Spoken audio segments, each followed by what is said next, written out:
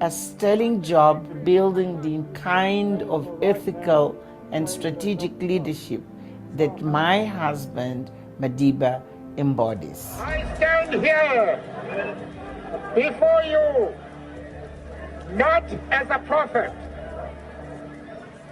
but as a humble servant of you, the people.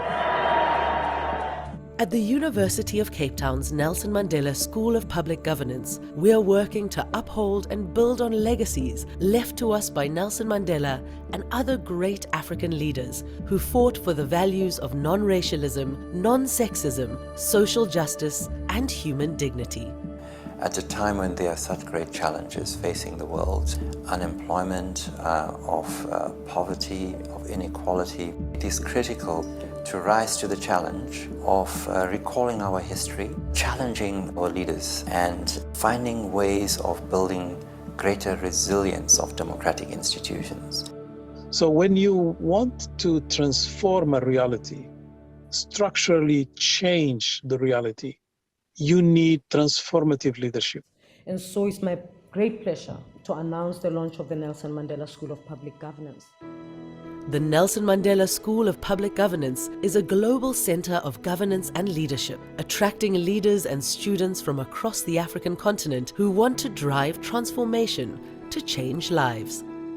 We're equally informed by the African Union's Agenda 2063, which commits to building an integrated, prosperous, and peaceful Africa, driven by its own citizens, representing a dynamic force in the international arena. The school is Pan-Africanist. We believe that it's important to remember the legacy of movements and leaders that helped to establish our nations. Pan-Africanism today is about economic transformation. And that economic transformation requires that we see beyond our borders, that we see the continental capabilities to negotiate as one. Our continent has now to transform under a complex international environment. The school's strategic contribution is bringing together policymakers to have policy dialogue, advising governments on issues that are central to policies, developing excellence in research. 5 thematic pillars, ranging from democratic governance and developmental regionalism to climate change and social inclusion, govern everything we do. We thread these thematic concerns through 4 key components of the school: the Research Center, our Dialogue and Partnership Platform, and executive short courses and master's programs. Our short courses and academic programs balance theory and practice to prepare participants to lead ethically in the public sector, with a holistic view of the developmental challenges they will face. What happens in government, what happens in the public administration is critically important for the lives, the welfare, the progress of people in our country. People need to kind of understand the kind of values that they ought to bring in to public service. Julius Nyerere says only developed people can develop a nation. So it's upon me to develop myself so that I can develop my community. By coming to do this course, I will have broadened my understanding about some of the development policies that we need to do better in South Sudan. I want to be able to have robust engagement with the government, my government. And I feel like I need more evidence, I need new knowledge, and I need empirical data. We want to get students to think in a multidisciplinary way so that they're able to work with teams of people, they're able to think laterally, and they're able to find solutions to complex problems. We target broad African participation, aiming at 50% representation from beyond our borders, with a strategic focus on women and young leaders. What are the structures and the paradigm that need to be changed? We bring globally recognized faculty members to the classroom with a rich combination of research and practical experience. You will be taught by some of the finest minds on the African continent, and I think the network that you will create is invaluable. whether partnering with the United Nations to share research and educational materials, advising on the newly formed African Continental Free Trade Area Pact, or hosting roundtable discussions on vaccine manufacturing in Africa. We are working tirelessly to address real-world problems. We have a responsibility to take the torch of previous generations and pass it on. And the school is a torchbearer. We are hoping, but also working to ensure that the school becomes a place where this next generation of leaders will emerge from. We need to commit all the resources we can to rebuilding the integrity and capacity of government with the brightest of the rising generation of public servants. Don't just live a small life, live a life bigger than you.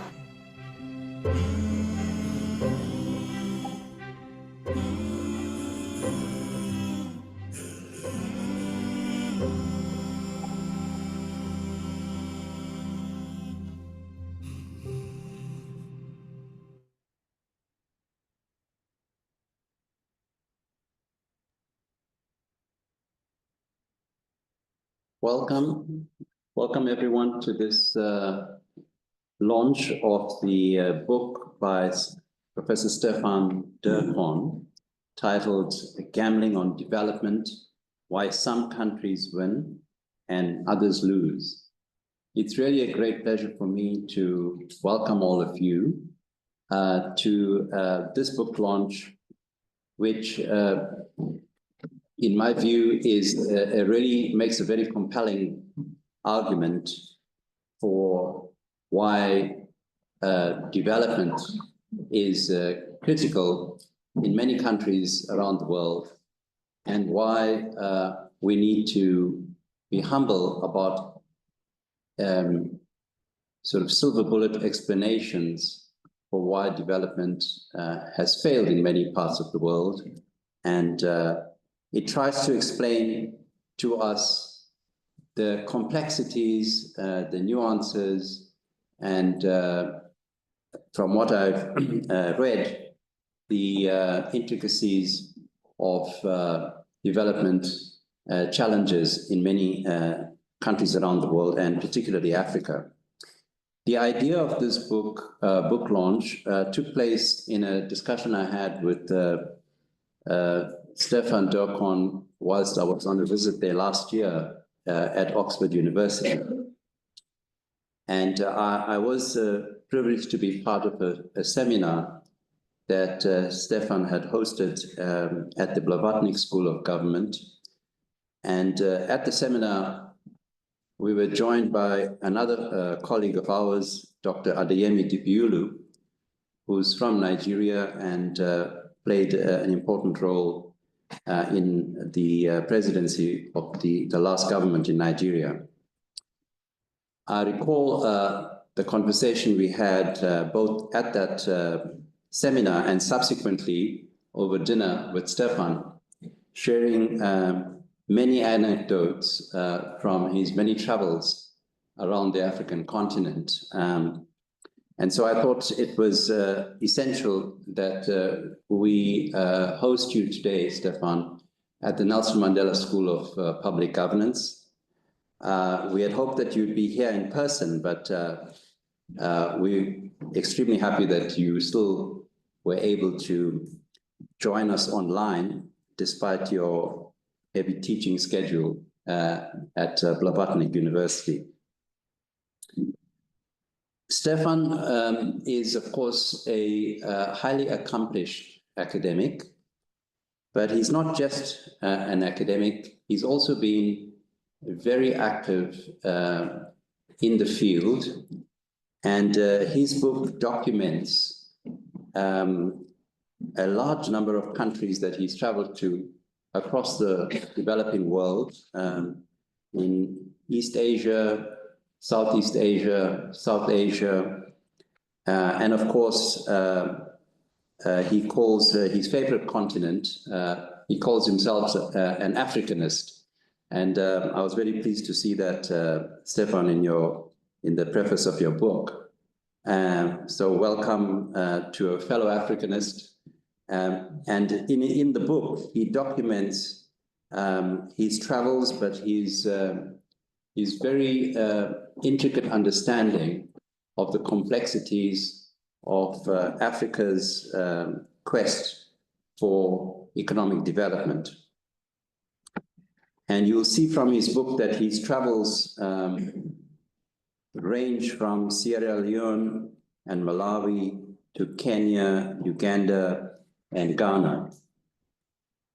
He's also spent some time in Tanzania and in Addis Ababa during his period of office. He tells many stories about the DRC and Nigeria. And I'm very intrigued also to learn a bit about his views on the so-called African lions, Ethiopia and Rwanda. So a large set of travels, but many interesting stories. Stefan doesn't provide us with any silver bullets. There's no attempt to develop an all-encompassing theory. Rather, he tells us the story as it is. And he tells us that there are no silver bullets. There's indeed a great deal to be learned from the actual experiences of many of these countries. At the Nelson Mandela School, we are obsessed with both democracy and development. And in his book, Stefan, of course, does discuss the relationship between the two, democracy and development. Why is it that some countries develop, others don't? Why do some countries develop and are able to do so under conditions of democracy, whilst others don't develop and are not democratic? In the case of South Africa, we, of course, were successful in achieving the first democratic society in 1994 under the leadership of Nelson Mandela. But here at the Nelson Mandela School, we have been discussing a great deal about the challenges of maintaining that vision and the legacy of Nelson Mandela, as our democracy has reflected a great deal of fragility, and how we actually strengthen the institutions of democracy is a critical issue. And here, I think Stefan's experience and his own research include the challenges that we face to achieve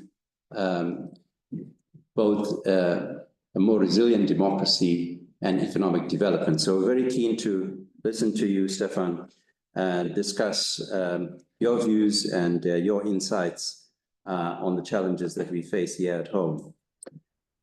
In the discussion today, we're going to hear Stefan make a presentation on his book and provide us with some of his insights.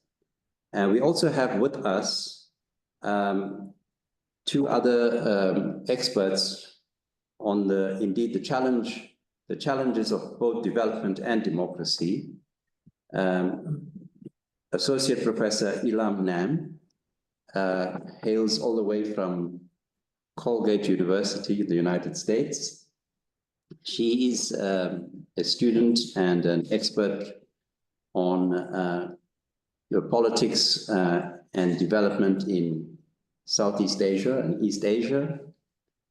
She's been researching and writing about these challenges. She's focused on health policy in Thailand and Korea, and has written some papers on state capacity building and party organization.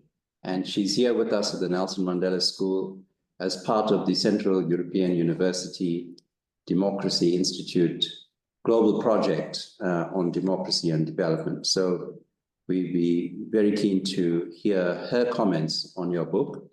And with us also is Professor Dan Slater. Dan Slater comes from the United States, where he's a professor at Michigan University. He has published a vast number of research papers in various journals, and has published a book, his most recent book, From Development to Democracy, the Transformations of Modern Asia, in 2022. Dan is one of the supervisors and coaches and supporters, really, of the research fellows who are here at the school. We're really privileged to have him here with us. He has already spent a month and another month with us, and I hope he'll be here again to continue to provide support and assistance to the fellows. And he's also connected us to a number of scholars in around the world. So his work on the democratization process in Southeast Asia is very important as lessons and insights that we can gain from those experiences. So his take on your book, Stefan, will also give us some further insight. So thank you very much to all of you who've joined us today. After Stefan's presentation, Dr. Dineo Siabi, who's really the coordinator of the research project here at the Nelson Mandela School, will moderate the discussion. So thank you very much. Stefan, you have the floor, and welcome. Well, thank you so much for the introduction and for all the background, and well, thank you for also giving me the chance to talk a little bit about the book. Let me do the screen share now and just make sure it all works. I'm trying to make sure I stay visible on there. I don't know whether it's working. Is the screen sharing working well? It's working perfectly well, thanks. Excellent, thank you very much. So, well, you know, thank you for the invitation to present, and I think the introduction made it already clear. You know, I'm an academic. I work in University of Oxford, but in the last 10, 12 years, I've been very involved, much more on the policy side, and the chance that I had to actually spend time in so many different places was because I became the chief economist of the development agency in the UK from DFID. And it allowed me to do something else. You know, I'm an academic, and as an academic, you try to answer very specific questions really precisely. And I tend to do this often on rural development issues, very precise things that I try to do as a pure academic. But when you work in policy, you all the time are actually being asked to put things in a context. You know, when you're dealing, and when as I was advising policymakers like politicians, you know, an overarching framework is really helpful. And I do think that some of the overarching frameworks we had to actually understand, you know, why countries progressed and others didn't, I didn't feel like they were satisfactory. So I wanted to write a book that is accessible, that is actually just, I'm not a political scientist, that is borrowing liberally from lots of other people, but actually trying to bring a framework that put development, economics, and a bit of politics all a bit together in the kind of framework. And so that's how you should think about a book. It's not an academic contribution, but try to provide a framework that is maybe helpful to understand that underlying question, why some countries make this progress and other countries don't do it. And what I want to do now in the time that I've been given is to actually talk about the overarching framework in the book. Some of the questions Faisal was suggesting I should answer, yes, I partly touched on them. They can come back as well. I'm afraid if I start telling all the stories I have, then I will be here for a few days. So that's the next time I be there in person. I will happily sit there over long coffees with lots of people about lots of different countries. But let me give you that framework, and actually give me some thoughts on, even though it's not a chapter in the book, on where South Africa fits into it, because I do think it fits into it. But since I never at that time spent enough time in it, I didn't feel like it should be a chapter. But since then, I've been spending several visits again and much longer periods in South Africa. So I tend to have my view. So, but let me start with some facts and move quickly over these facts. And the first thing about the developing world is to say, when we look at the most extreme forms of deprivation, and I want to emphasize this, the most extreme forms of poverty, which is somehow what we tend to capture with this kind of poverty line that the World Bank uses, but we could have used also multidimensional poverty indicators and whatever. If you look at that most extreme forms of deprivation, it's been a remarkable 3 or 4 decades. Okay, since 1990, extreme poverty has gone down by 2/3. Yes, indeed, somehow COVID made it bump up again, as you can see in that picture globally. But this is the number of extreme poor people in the world, and it's gone down dramatically. And this is in a period when the world population has grown a lot. Of course, a lot of that, and that's in the light green on that picture as well, is in East Asia. It's just China, but also places like Indonesia. We should not underestimate that it's not just China, but of course China, that started with a huge amount of extreme poverty around 1990 still, has of course made it progress. But the light blue there is also what happened in South Asia. A lot of people always then say it's India, but it is also places like Bangladesh. Bangladesh is a remarkable story. Yes, there is a lot going on and we could talk about there, but I do think it is kind of quite remarkable since somehow the 1990s, the progress that it has made, and then the kind of the basket case that, as it was described by Henry Kissinger, or at least by people in his team in the 1970s, actually transformed itself to quite a remarkable place of progress as well. And then we come to Africa. That's the dark blue one. That's actually been creeping up. You know, population has been growing quite fast, but at the same time, there has been some progress. But there are some countries where we actually have seen the extreme poverty actually doubling. So this is the only big part of the world, a kind of a big region, where actually extreme poverty has been going up. In some places, the number of extreme places has doubled. But actually, Ghana, let me immediately put it there, during democratic rule, Ethiopia with a much more state-led, probably less inclusive in its political space, both of them have managed to halve extreme poverty in this period. South Africa, where does it sit? Well, it hasn't really been doubling like some of the worst cases in Africa, but it's progressed a bit, but obviously far less than the expectation that would have been created in 1994, it would have delivered. So for me, it's not one of the winners. It's not a deep loser, but somehow or another, especially when we start looking at the economy, it's well below what's been happening. Indeed, in the places where there's been progress, it has been strongly correlated with economic growth as well. There's no country that has sustainably reduced poverty and in all kinds of dimensions over longer periods of time, unless also getting the economy to grow. You know, of course, some countries have been growing faster or not, but it's actually since 1990 has been a remarkably successful period for lower middle income countries. You know, per capita, and this is after population growth, growth has been close to 3% in this period since 92 to 22. Of course, some were far higher than that. And as we can see there, the figures on the right as well. And that includes some African countries like Ghana, like Ethiopia, well beating population growth and going well beyond that in terms of progress, but also Indonesia, Indonesia, and so on. But then we have the losers, like countries where there has been well below that kind of progress. And Nigeria is there, but also South Africa. I mean, it's not as bad as the DRC in Congo, where actually per capita GDP is now something like only, it's now only about 2/3, I think, what it was around independence. You know, you have places where it's actually been going downhill in that sense.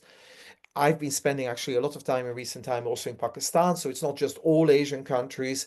Pakistan has also must be called one of these losers in this period, and of relative stagnation as well. So we have these places that are progressed, and my question is a bit like, how can I understand these differences, okay? And I talk about difference because there's some countries in this period, lower middle income countries, low income countries, that have been able to actually progress quite dramatically. And they are very different from each other. Ethiopia and Ghana politically are very different places. Bangladesh, China, Indonesia, they have all lots of different indicators. Indonesia had natural resources. Bangladesh, most progress was happening during a period of democracy. Of course, China did not do it with democracy, but it's state-led development. Bangladesh and Indonesia probably far more market-based, also like Ghana. Ethiopia, was arguably trying to copy a state-led development process in this period, you know. But these are places that have progressed. Meanwhile, democracy like Malawi, kind of maybe not terribly well-functioning democracy like Nigeria, the DRC, stagnant places. And then, of course, we have South Africa that also is in that category of definitely not winning, maybe even losing in this period. And so what is it, why is it that some countries made this progress in development and in growth, while other countries didn't quite do it? Now, the important thing is, and I know, and it's an important issue, that the global south basically has not an easy ride in the world, okay? The global system is biased against a lot of developing countries, and it's overall, it's biased against it. You know, Joe Stiglitz, former chief economist of the World Bank, also the main advisor in economic terms to Bill Clinton, he writes a lot about it and puts a lot of the failings in this global system. But the one thing I wanted to focus in my book, even though I recognize this point, that despite this, some countries, including even in sub-Saharan Africa, despite the global system that's not functioning, could actually do reasonably well and make a lot of progress and halving extreme poverty and growing quite well, while other countries didn't do this, you know. And so you have to ask yourself also, what is it there within the countries? So I don't want to put all the blame somehow within the countries, but if some countries take advantage even of a biased system and other countries can't, we have to think also what's been happening in these countries. That's a focus of the book. It's looking within countries, recognizing that there are issues there. And of course, can't talk to an audience based in South Africa without saying history and institutions matter. You know, no doubt that history matters, okay? And of course, the Nobel Prize was given, maybe for some controversially, but, you know, ultimately, at least definitely it was a Nobel Prize in economics. Towards the economics community, they did quite a lot of actually making sure that some of the good work that Douglas North, another Nobel Prize winner, was actually brought out much more also into the open and so on around White Nations Field. But I did find, even though I'm a good friend with James Robinson, I think he's a good historian, he tries really hard, and Darren Acemoglu, I do think he deserves the Nobel Prize, maybe not necessarily for this book, but maybe definitely for other contributions. You have to recognize that the progress that a lot of low-income or lower-middle-income countries that some countries made this progress and others didn't, but they have a related history. You know, Ghana and Nigeria, of course, are very different countries, but both were colonized by Britain. And, you know, you had countries that did better and other countries that did most considerably worse, even though they have a related history. And in fact, quite a lot of political scientists and also economic historians or people who use history often to understand the present, you know, people like Léonard Wanchacon from Princeton, he himself comes from Benin, you know, he would say, look, it's maybe 50%. It's not all history. You can't just reduce it all history. And, you know, 96 is a long time ago already. Some countries have been able, it seems, to get past it. Indonesia was very brutally colonized by the Dutch and also occupied by Japan in a brutal sort of way. But then somehow or another, now they can actually progress and being a very effective country of progress. While Nigeria, with the same economic structures in the 1970s than Indonesia, seem to be totally behind. So just saying it's all history, yeah, maybe, but it's not enough for me. And the important point is that I definitely enjoyed reading also Yuan Wen'ang, for example, on China, is to actually say that a lot of successful countries in recent decades didn't have perfect institutions. So this whole idea, first do your Why Nations Fail formula, get your institutions perfect, and then you can progress. Actually, a lot of countries have been able to progress despite corruption, despite all kinds of governance indicators, or indeed not quite being democratic or functioning accountability systems in the way we would like to see it. Vietnam is a typical example. Relative to South Africa, it's more or less on the same ranking than corruption perceptions, but with vastly different progress. Thailand, Indonesia, that have done reasonably well in the last 4, 5, 6 decades, they ranked worse on corruption perceptions than South Africa. So we have to be a bit careful to just say we need to have these perfect institutions. That's the main cause why we are totally lagging. Institutions matter, but actually quite a lot of countries make progress despite them. And for me, the important thing is it's not just history and the institutions it delivers, but there is a role for agency. The actions and behaviors of the current generation of people with power will matter. And that's actually kind of getting towards one part of the core of what I want to talk about as my diagnosis somehow. You know, we need to understand the actions and behaviors of those who have power at a moment in time in a society to understand where we get to. Now, maybe, you know, I'm an economist. I also look for, you know, what are these correlates more in economic terms for success. Now, I think it's quite important that amongst the successful places, it's not simply a choice between state versus markets. You know, there are statelet economies like Ethiopia for a couple of decades, China for many decades now, that made progress. But India and indeed China pre-1976, pre-1979, was actually doing statelet development as well, and they were failing. India before 1991 was very much a very interventionist model, and in fact, we all date 1991 as the date of the progress, the beginning of the change in India, when they actually were reducing the role of the state in the economy, not extending it. And so somehow that choice is there. And if we then look at relatively successful countries, Bangladesh, Indonesia, Ghana, they definitely did it far more by markets. In fact, Bangladesh is interesting, is that when markets were mainly working well, it actually made a lot of progress. In the last 5 or 10 years, there is this real worry that markets were captures, that actually the kind of crony capitalism that emerged amongst some of the elite players went so fast that actually somehow began to fail sometimes, but at the same time, you know, during Suharto's time in Indonesia, you know, there was an elite and there was definitely capture there as well. But broadly speaking, it was a market-led model as well. So again, you know, the simple ideological choice, oh, it all has to be markets or it all has to be state-led, it's quite too simplistic. And in fact, we have successes amongst all these different parts. Now, the main thing I would say, economics still matters. Anything goes is definitely not right. You know, if you're going to do like Nigeria at some point under Buhari's time, we had, I think, 7 exchange rates. No, that's a stupid thing, especially if you allow people connected to the central bank buy down the dollars cheap and then sell them expensively in another channel, which they called round tripping. You know, that's really stupid for economic terms, and it's enough to basically undermine fundamentally any confidence you would ever have in that economy, which is indeed what happened for long periods in time in Nigeria. So doing stupid things you can't do. But it's too easy to say we have a very clear recipe for growth of the degree of liberalization or not, the degree of state-led. And I will come back to that if there's a bit of time, because the nuance is going to be important.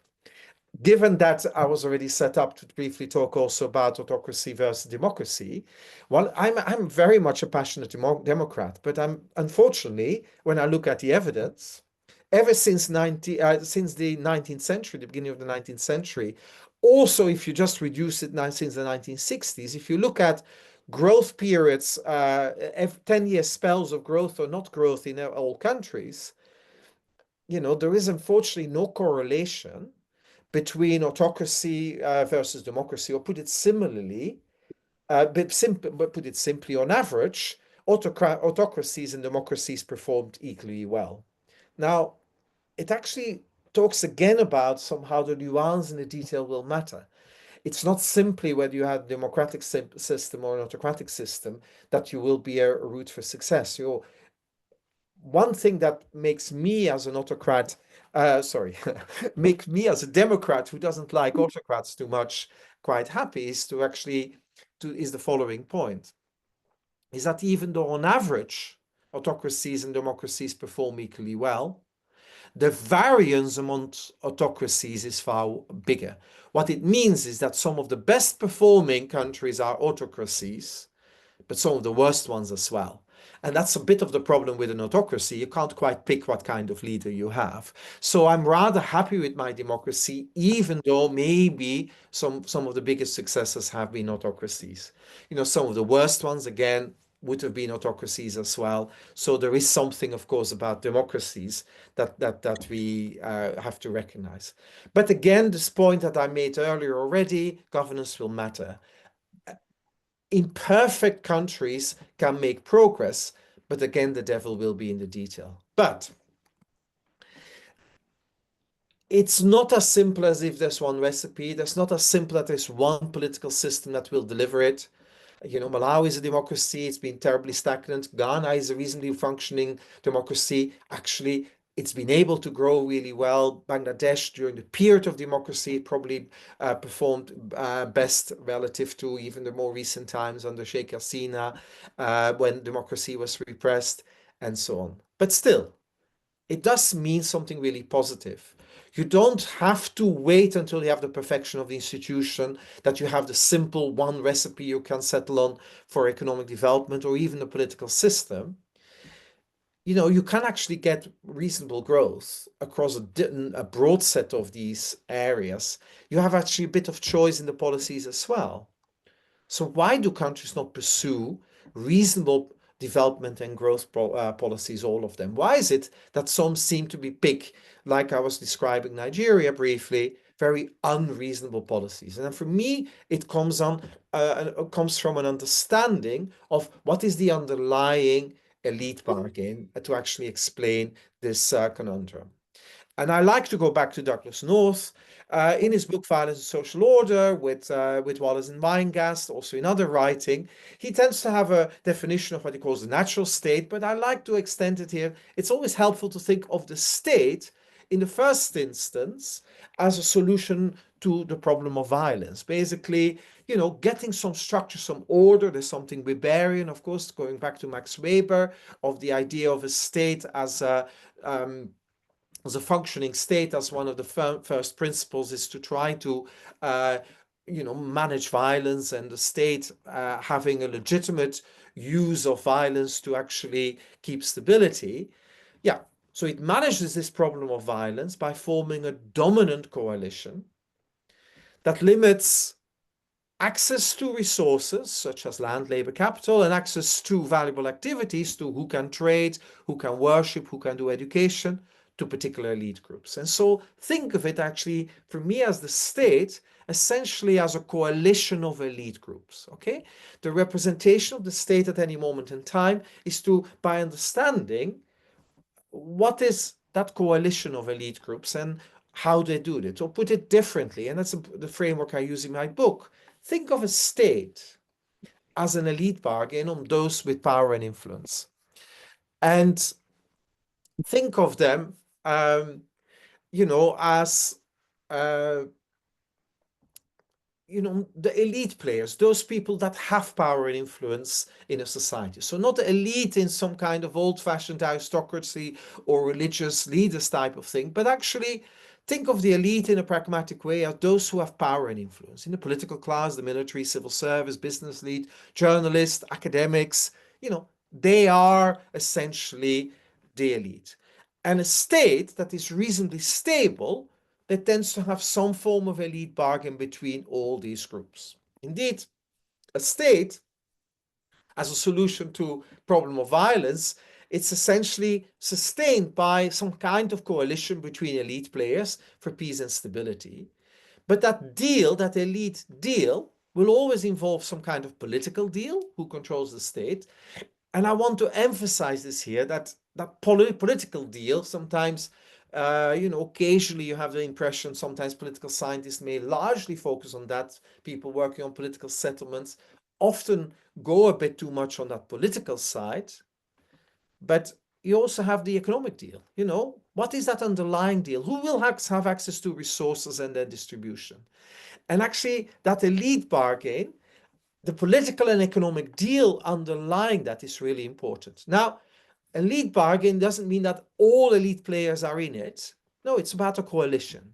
But you always must understand that political and economic deal to actually understand what's going on in a particular place. So you could have elite bargains with lots of objectives. It could be a bit like Mobutu Sese Seko in Congo at the time, called Zaire, who basically was a kleptocracy. You know, he basically organized the state, and if you're in the somehow part of the elite, you have the license to steal. You know, that was essentially a purest kleptocracy. You know, often states have kleptocratic features, but it's very hard to go as far down than what we found at the time in Congo, in Zaire at the time, under Mobutu. Often we could have oligarchic elite bargains. Often that's maybe how Russia would be described now. You know, people with wealth, some of the oligarchs, together with people with power and military power as well, the security apparatus, you know, and then working around the nationalistic narrative. You could say that's maybe the elite bargain that we seem to have in Russia at this moment, maybe in other places as well. You could have an elite bargain where the state is quite meritocratic, you know. Could be quite controlled, like in Singapore. It could be a bit more like maybe the UK could be to some extent be described. Now, these are not perfect societies. You know, the United Kingdom is by no means a perfect society in its whole system. You know, that elite bargain still involves a lot of people with power and influence that have inherited it from generations back. You know, it's still the case that 50% of the land in Scotland is owned by 500 families. You know, that's not totally inclusive. That's an elite bargain that is there. Yes, there is a state that is quite meritocratic, but, you know, power and influence still vests in particular ways with particular people. You could also have, and actually many democracies and arguably most of Europe, but also lots of African countries will be patronage-based elite bargains. And as I emphasize, democracies have a little bit of that feature because we need to serve our constituencies. So we use clientelist methods to keep the underlying deal going. What is clientelism? Is basically a system where those with power reward those who put them in power. It could be the voters, it could be other groups. You know, we definitely will have clientelist government taking power today in the United States, you know, and yeah, there will be elements of patronage there, but it's almost incumbent on forms of also democratic rule that there is elements of clientelism there, maybe more competitive in some places than in other things. But these are possible elite bargains, all kinds of possible there. And people tell the stories around it. There's ideologies, there's religion in it, ideas. But I think, you know, you want to get to the core, and I do it now superficially. I try in the book to do a bit more deeply on the politics and the economics. What is the underlying deal in a particular place? And I want to emphasize, you need to be able to keep stability. You better have a strong enough coalition of elite players, otherwise there will be instability. So you need to be inclusive, at least, of those people who can create a mess if you don't keep them included in it. Now, that's not the same as getting growth and development. And I want to quickly now mention a bit about, you know, how can we now get growth and development in these in societies. Now, well, I do think that you need an elite bargain where growth and development is consistent with these elite interests. Okay, and so the way I like to put it is that an elite bargain that promotes growth and development tends to come there when those with power and influence somehow or another also have a shared commitment to growth and development. Okay, and I do think when you look around the world, and it's a fairly common feature, it's a feature of quite successful countries in growth and development. Okay, so if you go back to England in the 19th century, somehow or another, you know, with the Industrial Revolution, there was an elite bargain, but it also wanted to grow and grow the pie. It was around growth as well. It became more inclusive probably after the First World War and after the Second World War, and maybe more and more development came also to the feature. But you could argue that's something in some of the Western countries. It took time, you know, that it took time to become really committed to growth and development, but over time it may well have emerged. I would argue that in quite a lot of countries, and I will name them in a moment, in say East Asia, that was actually a feature doing it. Now, is it because they suddenly they saw the light, they had a national commitment? I think that's quite naive, But occasionally you have leaders, you know. I will say, you know, the school is named after one of these incredible leaders that, you know, an incredible national commitment to it, and indeed would have really liked to have this kind of central commitment of development also really spread across the elites. And you have these individuals, sometimes even leaders, that do it. But I would actually say just the commitment of the leader is really not enough. It's the broader elite as well. Will they actually want to do it? Now, we see in a lot of countries that it's because legitimacy is required, also of the elite, that actually growth and development may emerge. Democracy is another example. There is a great paper in the American Political Science Review, and I for a moment now forget the author's name, from a few years back, I think in 22 or something, or 2020, and the title is wonderful. It's Democracy by Mistake. It fits in very well with what I want to describe here, is that elite players at some point needed legitimacy. They needed to be able to stay in power. And they needed somehow or another stop the pressures from below to topple them.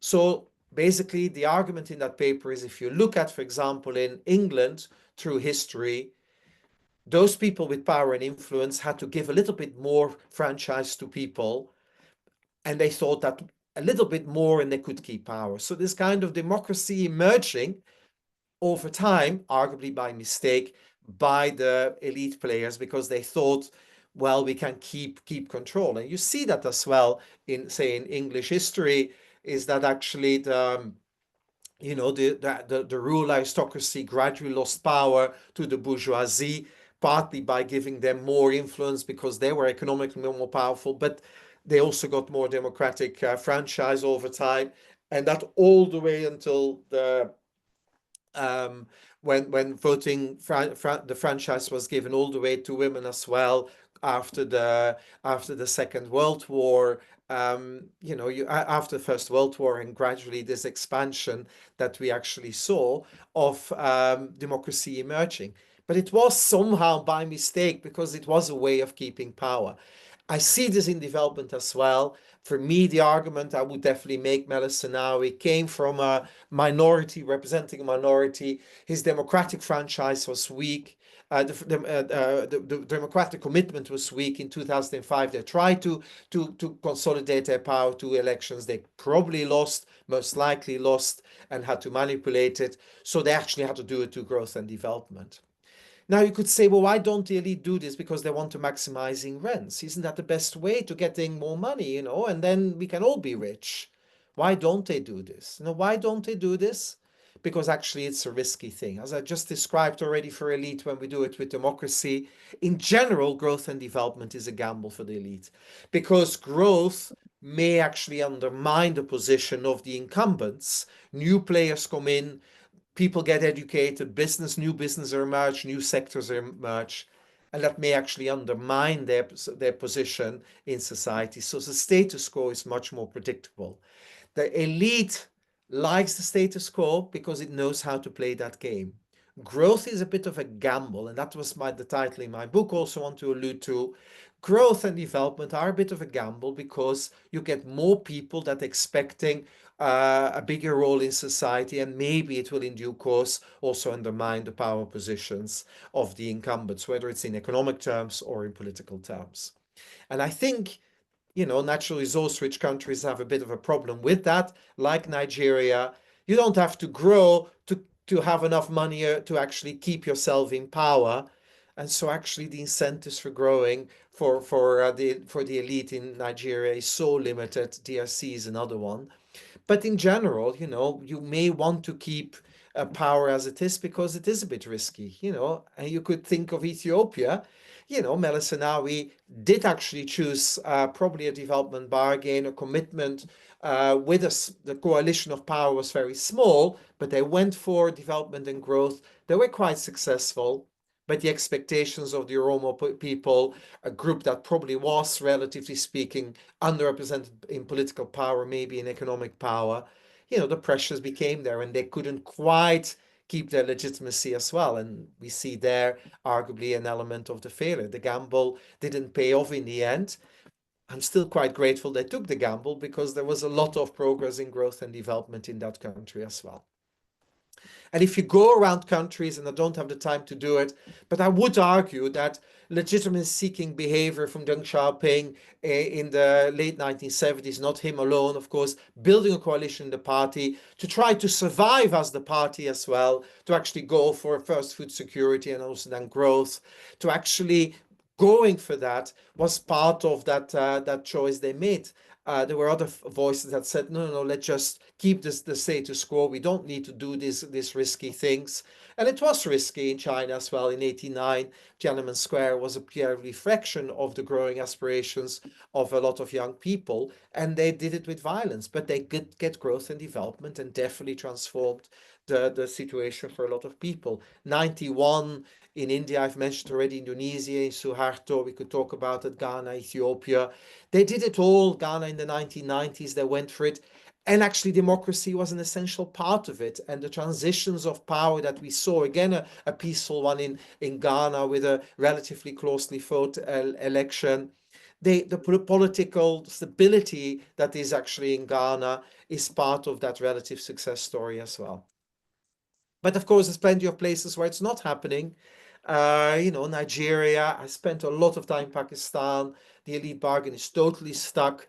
A total dependence for as long as there were Russian or American soldiers in Afghanistan from rents that came from the United States and the West. They didn't have to bother with growth and development, so they could run their economy as if they were in Algeria, but without any of the gas.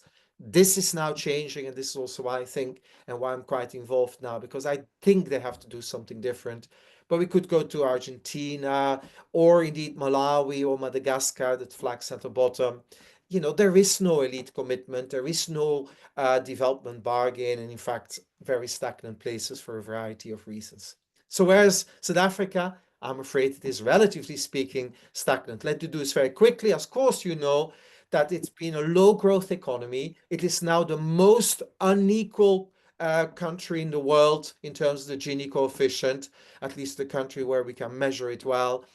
It has high poverty, even for in extreme poverty in the measures that I was using in the beginning, for an upper middle income country, about 15%.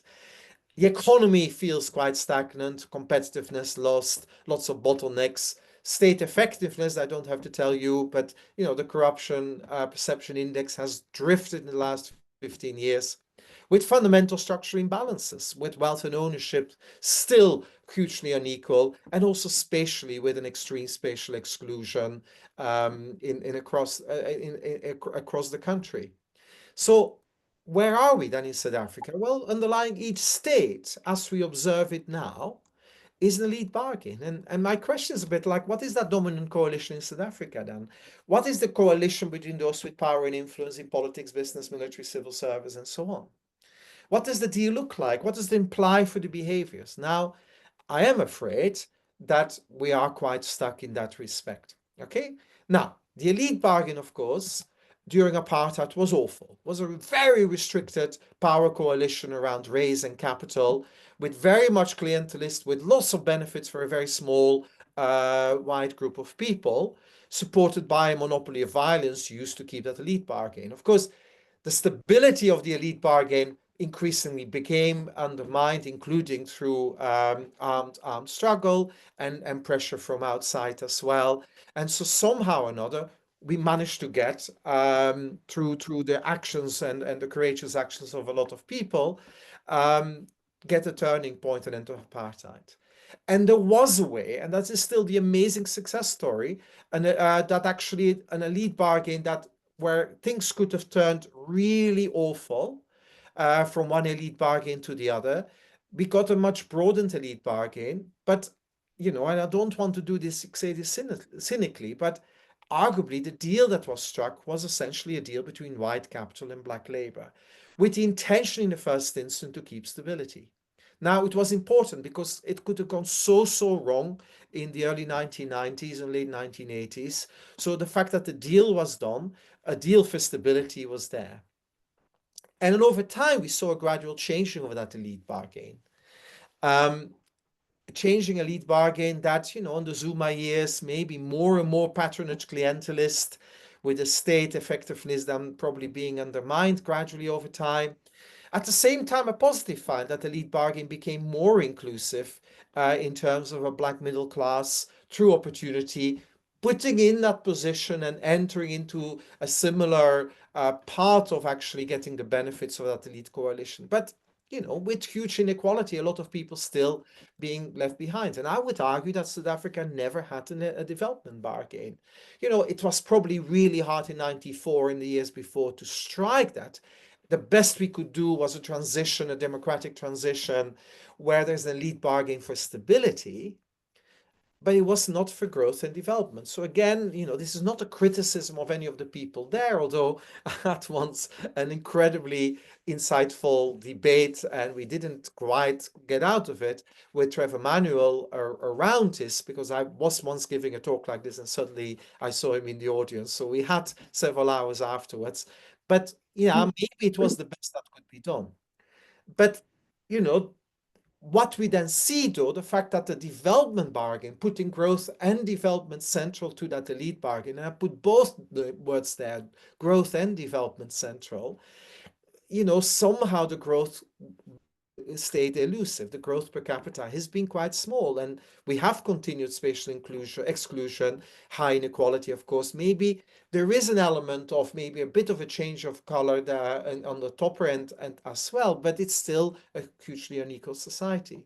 And then a clientelist state, but then again, not enough reward for those who expect reward, undermining even the peace and stability over time. You know, it is a tenuous deal, and we saw that definitely on the Zuma years and in transition. You know, peace and stability is maybe not always there. There's a lot of crime with impunity and so on. And I don't have to tell you. So where does it fit in my relative to my idealized thing in the book? In the book, I say you need to have that shared commitment to growth and development. There need to be the underlying deal for peace and stability. That's an essential part. But you also need somehow a state need to choose what it can do. You know, it doesn't have to be a China. It could be in Indonesia and Bangladesh, much more market-led. And I know at the moment, you know, definitely the choices is a bit more market-led. And I think it's perfectly possible. There's no such a thing that you say, oh, we need to have the state to intervening more. Actually, to be honest, I don't think that would be the answer for South Africa here. There is a lot of attention, of course, of a failing also in the elite deal that we have on external, internal accountability. What we mean by it, well, the election process still works quite well, but the internal accountability within the state, what we worried about so much on the Zuma, but it's hard to restore that actually at a local level things get delivered and there's an accountability, i.e. there is low corruption and so on and so on. Now, what did we observe? Maybe under Zuma, and you know, maybe it's evolving a bit better now. Stability, but definitely with crime, with lots of impunity and security that is undermined. But it's also increasingly seen by a lot of people, including in the electorate, that the state should be clientelist. You should reward those that keeps into power, and also a state that is expected to act very quickly and very widely. And then there is limited accountability, and so hard to get the reforms of the institutions going there. Now, this is what most of the time a lot of attention goes on it. And I think that's reasonable. I think actually, relatively speaking, this is at a cost to actually really thinking what should be the role. You know, the expectation of the South African state is enormous. And I don't think it can all do this. And I do think a lot has to do with still that we need to start working much more back, and maybe that national dialogue that is alluded to needs to do this. Can we get a deal for stability, but that also includes a commitment to growth and development and making the difficult choices to do this? So what to do? If you think what you're doing at the moment, you know, there's huge structural inequality. And, you know, we know that from research that high inequality is a hindrance from growth. Even though we also know from research that rapid change of inequality can also, it tends to be correlated with low growth as well. You know, Zimbabwe may not be the best example here.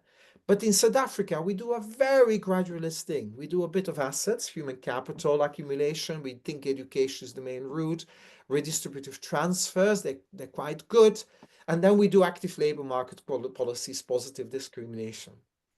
But if you think as a source of solution to structural inequality, this is going to be consistent with a very slow change in the status quo. And I do worry that we need to go further. And it is a concern for me because it's very hard politically to live with this, but you need to find a way of doing it. And yes, it is about the inequalities. And I'm going to finish now. What to do further is also on the growth side. You know, what is the actual strategy? A lot of focus on state effectiveness, on internal accountability, certain things, maybe public partnership. So the idea is that we're going to get to grow the economy largely through efficiency and investment in the formal economy. But most of the poor and vast parts of the population are stuck in an informal economy where actually, we can't stuck it. And where is that catching up going to happen from? You know, all the strategy by entirely focus on that formal economy is also going to be consistent only with a very slow change in the status quo of low growth. You know, the ambition for growth, even of the current government, is remarkably low, you know, a few percent more than now. That's good, but it's remarkably low if you look at it, what is needed. What did other countries do? Well, build up the coalitions. And I do think South Africa needs to go beyond an elite bargain for peace and stability, which is still the one I think that it has, and finding a way going much, much further. But it needs to have much stronger commitment by big elite players. People will spoil it, and the status quo is extremely attractive, even for some of the disruptors. You know, a permanent state of trying to destabilize is also attracted for much. But we need a much stronger coalition building, I think. Otherwise, this kind of low growth equilibrium with low solution to poverty and inequality is going to persist. And we'll need to find another way of doing it. Anyway, I'm going to stop here now, talked for more than enough. Thank you very much.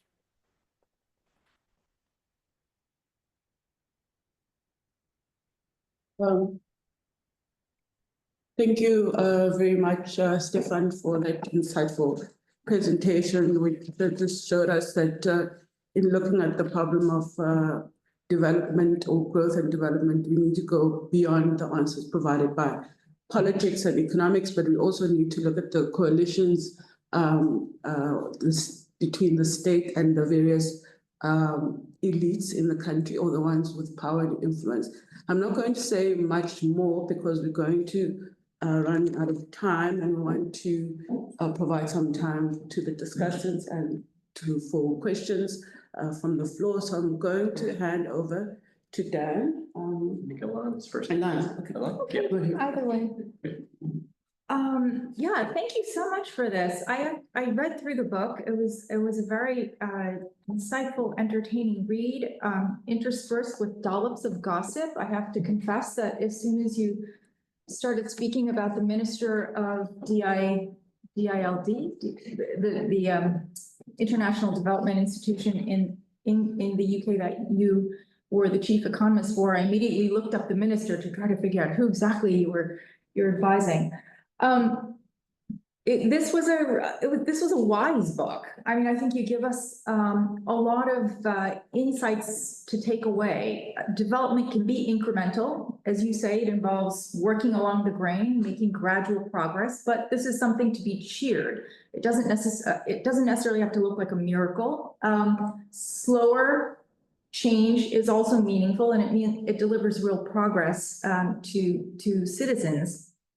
You also point out that it's dynamic and volatile. So you can have developmental coalitions that come into form, but then they fall apart. But then there's also hope that they can get back together again. So there's a much more dynamic quality to development than I think we might be accustomed to reading about in the classic developmental state literature. So there are a lot of patterns here, loose categories that don't turn into rigid boxes. And in some ways, it's a little bit frustrating, I think, for those of us who've been trained in the academy, we want these rigid boxes, and there's some struggle in trying to, force your empirical data into them. But I also came away thinking there's wisdom in not having it so neat and clean. It affords a lot more nuance in reshaping our thoughts about the complexity of development. You spent a lot of time talking today about developmental coalitions, and I was, I totally buy the argument, but I was wondering, how do we go about identifying them? Do we recognize that there's a developmental coalition in place when we see fast growth? And in particular, I think it is important to have some sort of understanding of how we might go about identifying them, because an implication of your work is that you shouldn't just throw aid around everywhere. Aid has to be used effectively. And if we want to use the aid effectively, we have to identify those countries that really have done some serious business in getting together a developmental coalition. So how would we go about knowing that? How would people at the World Bank, the IMF, at the institution you worked for, the ministry, how would they go about knowing that? And the other thing that I found really fascinating about your approach, you have a very nuanced, kind of customized approach to understanding development. It's not like, go look for the countries that are doing the millennial development goals. It's a much more nuanced understanding. And so it also occurred to me that multilateral organizations that are sort of primed to work with these very universal, standardized rules about what countries ought to be doing, they themselves will have to change the way that their institutions work, the incentives that they offer to their development practitioners in adopting a more customized, nuanced approach. So I want to flip your thinking a bit on its head. You're sort of saying, developing countries, you be nuanced and customized about how you develop. But I also want to ask you, what would you say to aid agencies and multilateral organizations for adopting your kind of approach? There was a lot of rich stuff in your book that you didn't get around to because of the constraints of time, but you talked a lot about how to build state efficacy. And I love the fact that it was incremental. It wasn't about, building this Iberian state apparatus up and down the entire state. It was about building what you call pockets of efficiency. And I'm a big believer in this. I think small pockets can do remarkable things.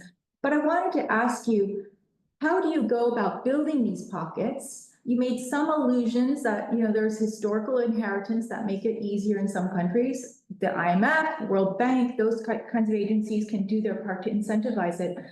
But how do you go about building them? Where do you build them? Where are the pockets that are really, that deliver the most bang for buck? Is it the financial ministries, the central bank, the Ministry of Finance? Or is it more social policy, institutions that are more responsible for social policy? So I found that it would be very useful actually for us to think in more practicable terms, like where do you develop these pockets? How do you use constrained resources to deliver the most? And the other thing that I really found inspiring was that you say the countries that have done well, or the periods in which countries have done well, is when these bureaucrats learn, when they're allowed to learn, when they're allowed to experiment and to engage in correcting, a course of action that's not going well. So I want to ask you, from your practical experience, what are the incentives or the environments that allow this sort of learning to take place? It doesn't seem to be necessarily related to regime type. It seems like democracies help in that you have elections and that provides for some accountability, but it also seems like autocratic regimes like China learn to learn because they somehow incentivize their politicians or their bureaucrats to do so. So are there broader lessons that we might gain from your work on that? So I think I'll stop here because I want to give other people time. But thank you so much. This was really a wonderful read. Thank you very much, Illan. Can I hand over to you, Dan? Or sure. Okay. So I was reminded when we read your work. Thanks for the opportunity. There's this famous story when Harry Truman was president, and he lamented that nobody could give him a one-armed economist. Because there's every economist, on the one hand this, and on the other hand that. And so, well, just give me something clear and simple and decisive. Just give me a one-armed economist. And when encountering your argument, which I find really persuasive, I mean, you're more like a three-armed economist. So on the one hand, so background conditions matter a lot. You know, the nature of the global economy, these historical things we talk about. But then on the other hand, these elite bargains and these choices, these leadership choices matter a lot. And then on the third hand, which wasn't really the hand that you focused on in this talk, but I think is really quite important, is this argument that aid matters actually less than we think it might, because these two things matter so much more. And I think the humility alone in that that finding is one of the really biggest contributions of this research. Not everyone, you know, gets more and more humble as they learn more and more, but that seems to be where you've landed, and that's terrific. So you embrace the complexity, you express it with this kind of humility about what aid can do, and that's, I think, fantastic. I just want to make one main comment, and that's on part two, which you focused on today, the politics of elite bargains and choice, and just propose a slightly different way of thinking about part two. Although, honestly, the language you use in the presentation in some ways, I think, get closer to the way I think about things than in some of the written work. So what I'd like to say is that first of all, so bargains and choice. So I'd like to kind of focus on these two notions. First, I think that the bargains might not really capture the process of forging elite consensus. I mean, does it literally look like people sitting down and bargaining? And the choice, thinking of this as choice, I think might not capture the difficulty of getting the elite politics of development right. So it's just, you know, development is not just a choice away. It's not just a bargain away. And so the way that I would put it, so in the part of the world that I study, in developmental Asia, East Asia, Southeast Asia, the way I would put it is that where we see these developmental successes, what we see are these strongly and widely shared sense of developmental purpose, which is born not of hard bargaining or of particular choices, but of threatening conditions that make development imperative and worth sacrificing for. And this idea that something will actually elicit sacrifice from elites, where they sacrifice on their nearest term best distributed deal to actually contribute something to long-term development, that's what's really rare. And that's why development is rare. And so the key point here is that it's actually times when elite choices are shrinking, not times when elite choices are expanding, that we tend to get better development outcomes, I think. And so that's why I think the focus on choice can kind of lead us away from that. So overall, what I'd say is, so development is not always just a choice away. It's not always just a bargain away. It's always at least a coalition away. And I think, again, your language of coalitions was right. But what I would stress is that only some historical conditions lend themselves to the rise of developmental coalitions. So it's not simply a matter of, you know, well, Lee Kuan Yew just had something that Ferdinand Marcos didn't have, right? They came to power in totally different circumstances of threat and challenge and the like. So to end by bringing it back to South Africa, so somebody asked me this weekend, when they learned what I worked on, they said, oh, so what should we learn from Rwanda? You know, is Rwanda a model for, right? So, and the way I responded was, I didn't try to resolve this dilemma. Well, is it worth it to have this kind of autocracy to get the development outcome Rwanda's had? I didn't respond with that.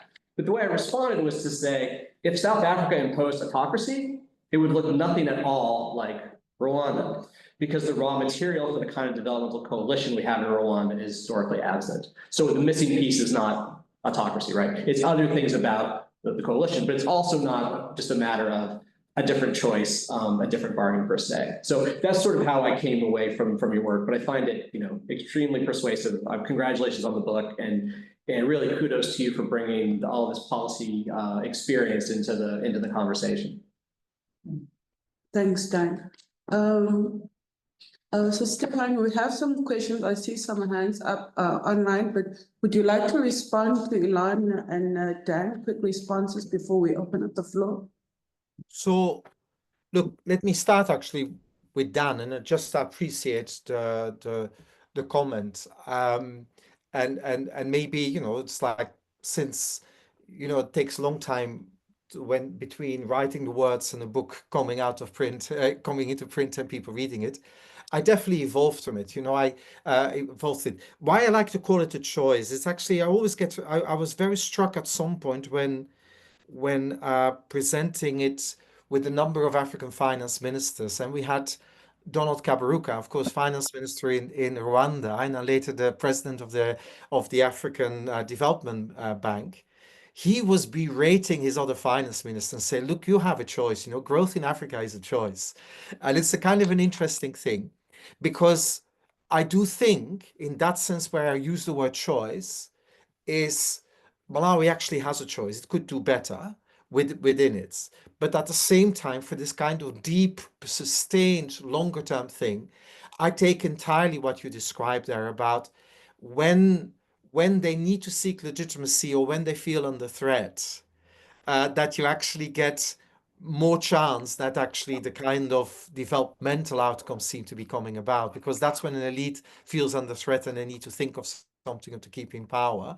And maybe that's what you refer to, crisis and conflict. Of course, not every crisis and conflict delivers this progress, but it helps to get some of these kind of conditions.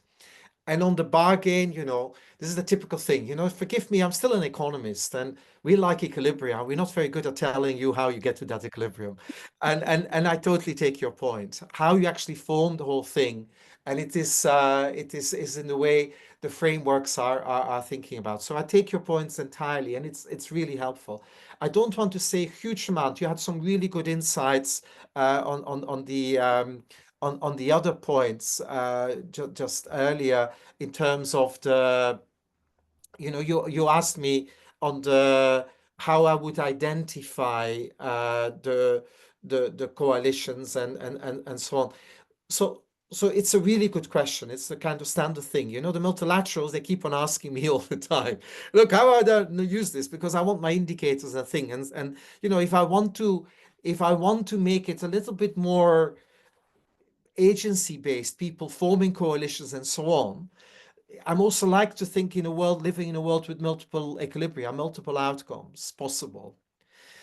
And these kind of world bankers, including actually some of the often difficult economists, quantitative economists as well, they want to say, look, I want to be very predictive. There's one equilibrium will follow out of these indicators, one bit of history, one bit of thing, and then one will fall out of it. And there is actually, this is negotiation, it's coalition building and so on. So how to identify is hard. But what I tell the multilaterals, like the World Bank people, for example, say take a country like Malawi. I was actually doing a talk to an away day of East African economists of the World Bank just a few days ago, a similar talk. And I say, look, we could sit together with a group of people, and what do you think you want to see if there's early signs that I really seriously mean it, to actually do some serious difficult choices as an elite, as politicians, as business community with the politicians, and doing it. And you make a list of 10 things, each of you. I bet 2 or 3 will be very much in common. And I was actually naming in Malawi, it's something to do with a very inefficient program around agricultural patronage in agriculture, or a few other things. And actually, you would identify whether certain sets of actions are beginning to be taken. So it's not about what the outcome is at the moment, but they actually are willing to make some difficult choices. And I would say you want to be selective. That's the other part that you correctly identified. For 8 agencies, you can't work like the World Bank, which is set up like a German cooperative bank. If you're a member, you get your money. And therefore, you get the situations that 3 countries that were doing terribly badly on all the things that I'm concerned about around trying to do for development, 3 countries got the largest contributions from the World Bank of concessional finance in the late 2010s, which was Pakistan, DRC, and Nigeria. And you had a whole bunch of countries where you generally could observe, from Cote d'Ivoire to Ghana to Zambia to Ethiopia to and a number of other ones, they all were told go to the commercial bond market. And several of them are now in debt crisis. So it's clearly a misallocation of this concessional finance. You move it to you do good money after bad money, and it's basically you give it to the wrong places. I would be actually in favor under Buhari's time. There were moments of saying, look, yes, but I don't see any role for this concessional finance, because it sustains the status quo. It bails out the status quo, and Malawi would be a similar thing. So yeah, selectiveness, very hard to square that with the multilateral system. And that's actually where I think we go a lot wrong, because you know, yes, I do think aid in Ghana and Bangladesh has been very effective over the decades, but in some places it's been an absolute waste of money and sustaining the whole system. So you're doing it. Maybe finally, you know, you had so many good questions, you know, but on the pockets of effectiveness. So what you want to do is already what's maybe sometimes innate people are already doing. You identified you have a good individuals, a good small group of people that is worth investing in. But the question that is rarely asked, will they get actually beyond being allowed to do some good technical work? Will anyone pay attention?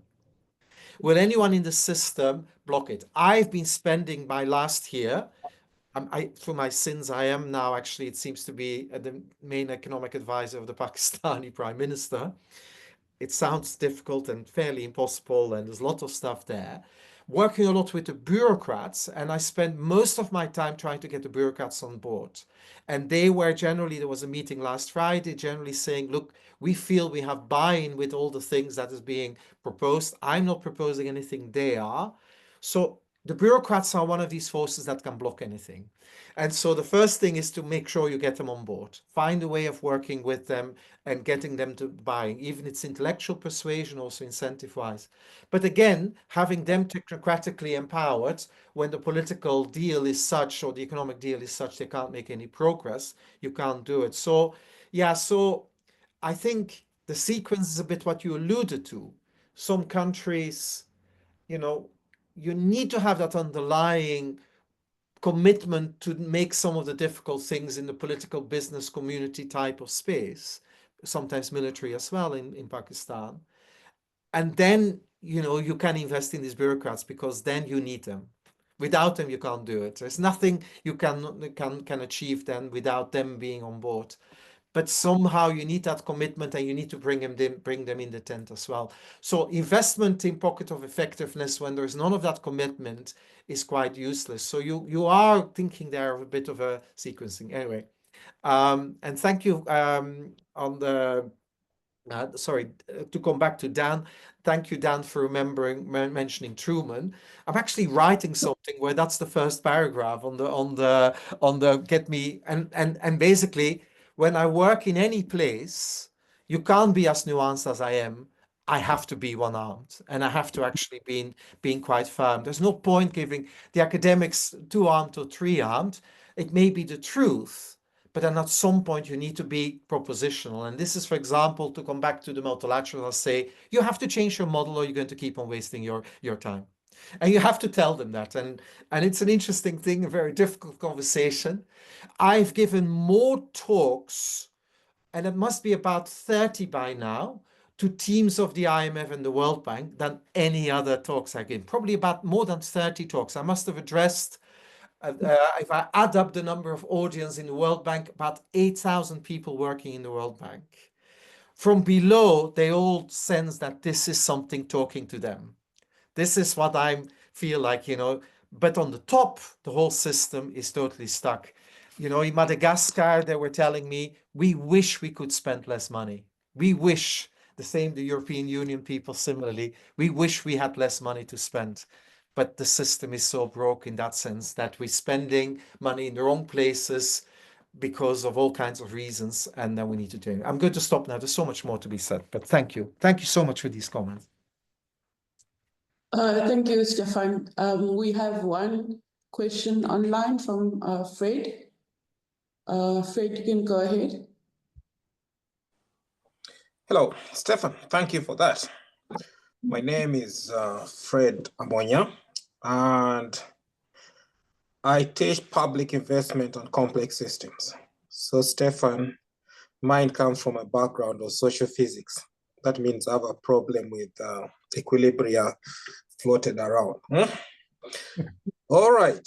Now, the question is straight. Where is the place of APRM in your thinking, the Africa peer review mechanism? I must qualify that question. I should be kind to you, okay? Elite bargain, keep status quo, very good framing, and I mean it. Then we are arguing that APRM could be one mechanism. No, it's perhaps the only mechanism we have as a continent of disrupting the elite bargain. Stefan, where's the place of APRM in your thinking? Anyway, it is just in Midrand, very close to where those people, good friends of ours, are seated. Thank you. Thank you, Fred. Look, it's all about having teeth. You know, if the peer review mechanism has teeth, then it's a wonderful mechanism to actually really start pushing and making difficult choices.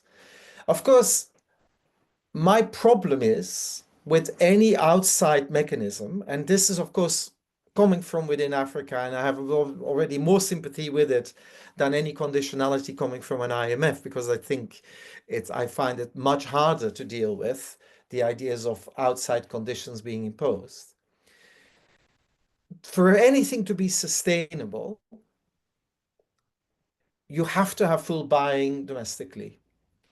You know, and the way something what you described can work is that somehow in the country there are maybe not a strong coalition, but there is a potential, even if it's a minority coalition, there's a potential of people who actually want to begin to change things.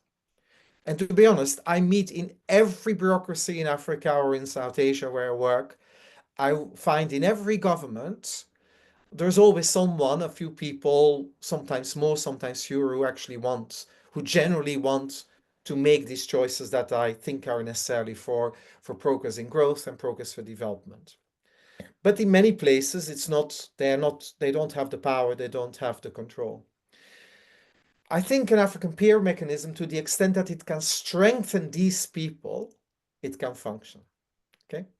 So this is a bit like also sometimes when I think of when have outside agencies like IMF occasionally been quite useful, is when it provides those people who generally want to begin to, for example, do sensible things in the macroeconomy. If it actually,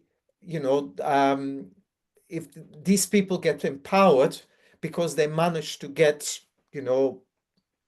with some IMF conditions seemingly behind it, some additional commitment things strengthened. Okay, so that's different from often how IMF conditions work. But I know, for example, in Indonesia, the finance ministers now, and in the past we also had good ones, it became part of a bit of a mechanism to make sure that the pressures for short-term gains were not undermining some of the progress that was being made. You have a very sensible technocratic finance minister, Sri Mulyani Indrawati, for example, in Indonesia. Well, they can use the international agencies quite effectively to occasionally get a little bit more ammunition to keep the things on the road, because the long run is always very hard in politics. The short run is there. So if you can use this peer review mechanism to strengthen those people in a country, to give them a little bit of extra ammunition to use in doing it. Because imposing from outside, whether it's from New York, from Washington, or indeed from within Africa, from other countries, it's never going to be a good way of working it. So yeah, use it to strengthen domestic forces for reform, and then you can do it. But you have to have a little bit of teeth, and I hope you have a bit more than I fear that you sometimes have. Thank you. Is there any other question online and in the room? Any other questions? No. Well, just one more. I'll ask another question. Oh wait, no, there's somebody online. Ian online. Hello. Greetings, colleagues. Ian is my name, and part of my full introduction is to highlight that I was a student in the institute in Cape Town there a few years back. I missed part of the discussion because I had to attend another meeting, but I wanted you to comment on the role of trade vis-a-vis the trading and sale of raw materials for most of these countries. You might have addressed this, maybe I missed it, but basically I think for me, that's one of the cornerstones that we need to begin to interrogate and ask in terms of how do we manage our trade as African countries, especially trading in raw materials. If you look at Ghana, it's the issue of cocoa. If you look at many other countries, it's the issue of mineral resources. Missing an opportunity for value addition, missing an opportunity for more revenues for development. Thank you. Thanks, Ian. Illan, do you want to ask your question and then you can wrap off? Oh, okay. I mean, all right, sure. I'll ask a final question. You know, as we're at this, we're at the Nelson Mandela School of Governance as fellows in development and democracy. So we've been reading or thinking quite a bit about classic developmental state models. And one of the things I really liked in your book was your account of how Bangladesh ended up moving into the textile sector, and which then led to all of this growth. But it really had nothing to do, I don't think, from your account, from modeling itself on the Korean development trajectory. It seemed more just an outcome of Korean textile companies getting priced out of their home market and then just moving to Bangladesh in search of a lower cost location, but then Bangladesh consequently putting itself on this trajectory of development. So as I was reading that, I thought, okay, we spend all this time studying Wade and Amsden and all these people, and I just wonder, how useful are these early developmental model stories? And actually, should we as political scientists or students of political economy, should we be moving more seriously to studying middle income countries, you know, the medium success countries that are more patchy? Is that a more useful field to mine these days than going back to the stories of the 60s and 70s? You might help us shape our research agendas. Thanks, Illan. You can take the questions, Stefan, and then I can wrap off. You're muted, Stefan. Sorry. Yes. So very quickly on the first question. You know, of course, when it comes to the economic trajectories of development, moving up into the value chains and all these things that will need to happen. But, you know, there again, I wanted in the talk to largely talk about some of these underlying preconditions. You know, it is possible, you know, it is not fundamentally impossible to move up in value change and so on. You know, successful Asian countries, you see it doing. We mentioned Bangladesh as well, you know, moving away from agriculture and then moving into new value chains and processing, including some of its own cotton and so on, doing it.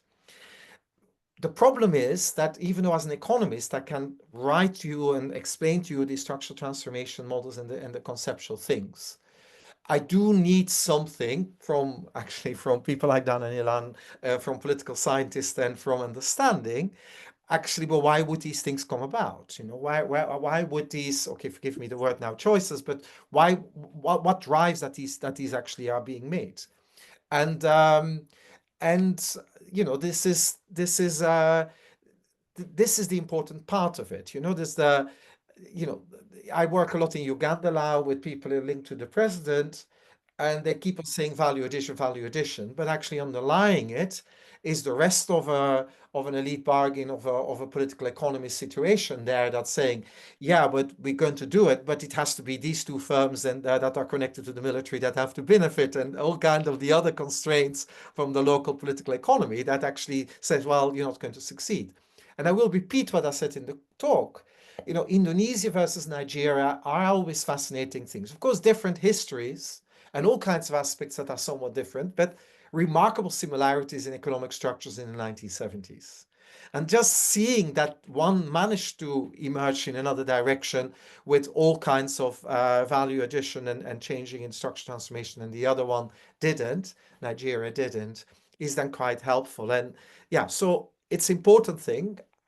You know, and there's more to be said, including that, especially if it's about minerals and other natural resources, then it's easy money and very little incentive in the DRC or in Nigeria to actually change anything.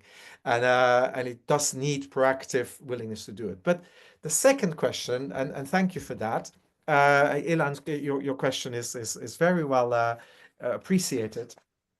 And so there's two quick things to be said. So I'm glad you read the Bangladesh thing like that, because it is absolutely not Mazda, it's absolutely not developmental state. I mean, it's absolutely almost the anathema. It's like, you know, perpetual relative chaos. I was there again a few weeks ago, and now because it's exciting times and feels revolutionary times even in Bangladesh.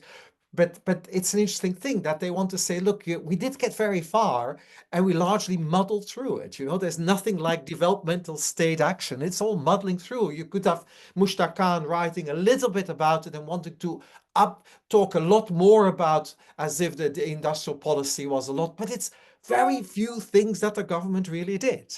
A few good things, but it was largely, and in fact, I remember from all the many times that I went there, that someone in the central bank said, is like, you know, look, you have to understand our country is more Washington consensus than the IMF, you know, and that like things, you know, staying away from it, you know. And in fact, they all identified in the 1980s, they started making progress. And this is a bit like what I talk about in the book, because they became self-aware that they didn't have a state that could do a developmental state. That actually their success is that they recognized they didn't have it. And I find Bangladesh a far more useful country for Africa to recognize, because actually recognizing you cannot do an East Asia because you do not have centuries of build-up of meritocratic governments and meritocratic states, you know, the Korean type of thing, the Japan, the China. You know, these are so exceptional for the rest of the world that you can learn so little of them. Just as we shouldn't learn from Rwanda, from South Africa too much, you can't learn too much from these places, but understand what you have. And so at Bangladesh, I think did really do well. It understood what it had, which was not a very good state. So there's another part in the development part outside the economy is the civil society. You know, can you think of a country that allows two things to happen? The first thing is that 2/3 of your community health workers are supplied by an NGO, and the state withdraws from community health work where the NGO is active. This was BRAC, the largest NGO in the world. And secondly, can you imagine a country that allows over 10 years more than $1 billion of aid to flow to one NGO? It's actually, funnily enough, if you think of it, NGOs brought down Hasina. Maybe she should regret it now that she invested so much in civil society. But it is more than $1 billion of British and Australian aid went to this one NGO BRAC. You know, can you imagine? That is a very self-aware state that actually says we can't do a Korea. And that's actually the thing. But they grabbed on the opportunities. Once the government started paying for itself, so to speak, being successful and had virtually no support, and they were clearly paying for itself and paying for the country. Of course, they did all they could not to undermine this, but not to massive industrial policy, but a very simple thing. They made sure, unlike in Pakistan or in African countries, that the exchange rate never got overvalued. So they made sure that actually there was a bit of discipline. That's that Washington consensus part of it. They were very careful, actually, not to derail the macroeconomy, because that would now undermine the garment sector. And that was a very smart thing to do. So this is learn about what you have and learn what opportunities you have. And don't think that you can do a Korea or a China or indeed a Rwanda in Africa, but actually try to understand what you have. Understand what state you have, understand what your opportunities are, and then look for your development model, a bit of tinkering and so on. I mean, that's arguably the advice at the moment I try to give in Pakistan, you know, but don't do stupid things, which in Pakistan is, and a little bit in South Africa, but in Pakistan far more, endless import substitution and thinking that after 60 years, maybe you will learn one day how to be competitive. No, it's not going to work, okay? 60 years of learning, you will not learn, okay? And then learning by doing should be given up, and you should be willing to know it's all capture and it's all lost. Anyway, much more to be said. Thank you. Thank you, Stefan.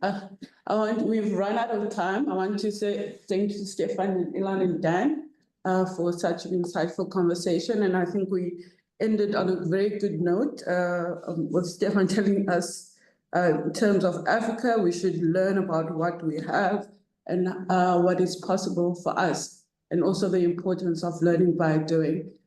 So on that note, I just want to thank everyone for joining us and making time to join the discussion. Thank you very much.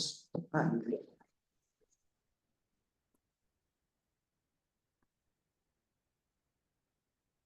Thank you. Thank you. Right. And anyway, anyone with more questions, they can reach out or so. But so nice to talk to you. Thank you for these comments, Dan and Illan. It's very, very much appreciated. Our pleasure. Thank you. Thank you so much. We will Okay. email the presentation to give a lunch. Thank you.